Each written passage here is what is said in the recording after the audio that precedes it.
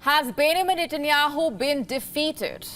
If you have seen the headlines today, a ceasefire in Gaza could be within reach. In fact, Hamas has delivered a truce proposal. It includes the release of hostages. So, what really is Israel's response, you ask? They are studying the document. They are not saying yes to a ceasefire yet. So the question is, what is stopping them? Why is Israel not jumping on the opportunity to say truce? What does Israel's non-response tell you? Because to us, it proves one thing. For the Israeli leader, Benjamin Netanyahu, saying yes to ceasefire may mean acknowledging the fact that they have lost the war. In fact, the fires in northern Israel after cross-border attacks with Hezbollah continue to blaze, with the potential war with Hezbollah in Lebanon taking shape. Has Netanyahu realized that there is nowhere else to go in Gaza? Has he accepted that Israel cannot defeat Hamas? Now, here's where things stand right now. On Wednesday, signs of renewed activity emerged in the quest for a ceasefire deal between Israel and Hamas, and that's crucial. After weeks of little public diplomacy, mediators from Egypt and Qatar delivered a response from Hamas to a proposal. The proposal includes two main points, basically.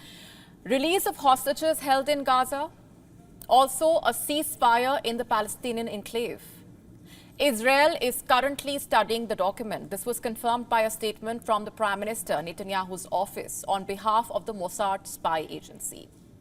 Now, for months, mediators from Egypt, Qatar and the US have tried to secure a truce and the release of the remaining hostages in Gaza, but their efforts have repeatedly failed.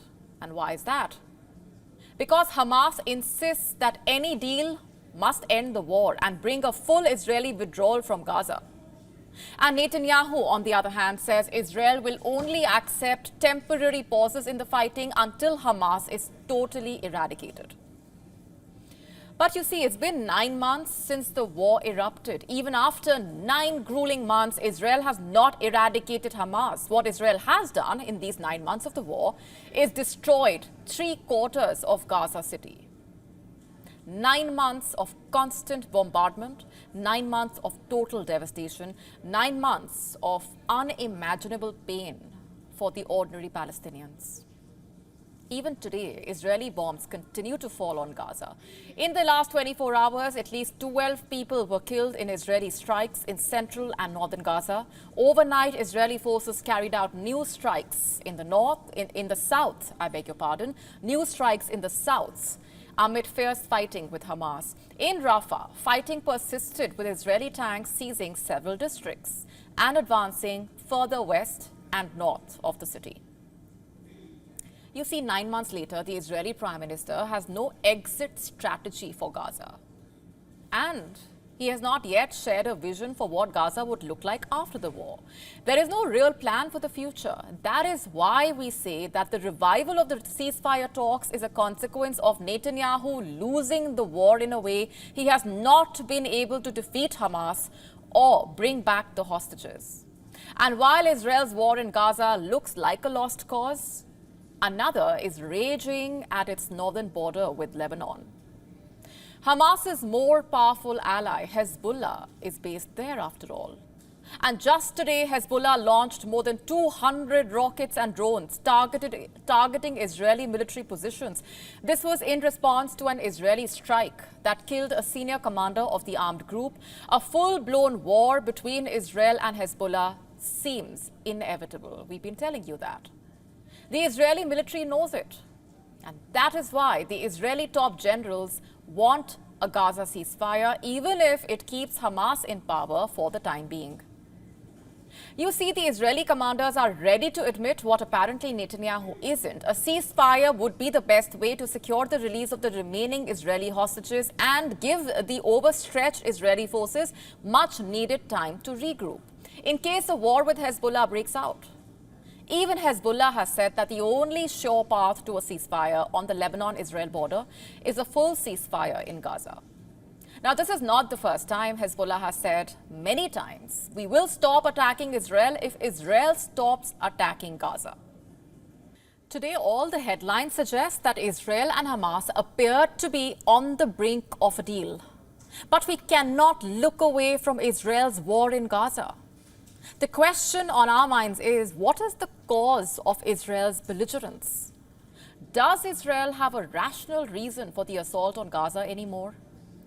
You cannot pursue a war without one. When Hamas waged the deadly attack on October 7, Israel had a reason to fight back, to defend itself. 9 months later, the cause seems dissipated. Not to mention the damage the war has caused to Israel's global reputation. If a war breaks out between Israel and Hezbollah, the entire region will be engulfed in conflict. If you listen to the US, none of the parties want that, apparently. But this is West Asia we are talking about. Things could change rapidly. And given all that, a ceasefire in Gaza is the best possible scenario for Israel as of now. So then, what is stopping Israel from saying yes? Netanyahu continues to thump the drums of war with Hezbollah, but his military is unprepared for a second front. They are saying no. Does he really expect them to destroy Hezbollah when the goal of defeating Hamas has not been achieved yet? Does he really believe that they have the capacity to do that while they are still fighting Hamas in Gaza? Netanyahu already knows he has lost the war. It's just a matter of when he admits that. To stay up to speed with the latest news, download the WION app and subscribe to our YouTube channel.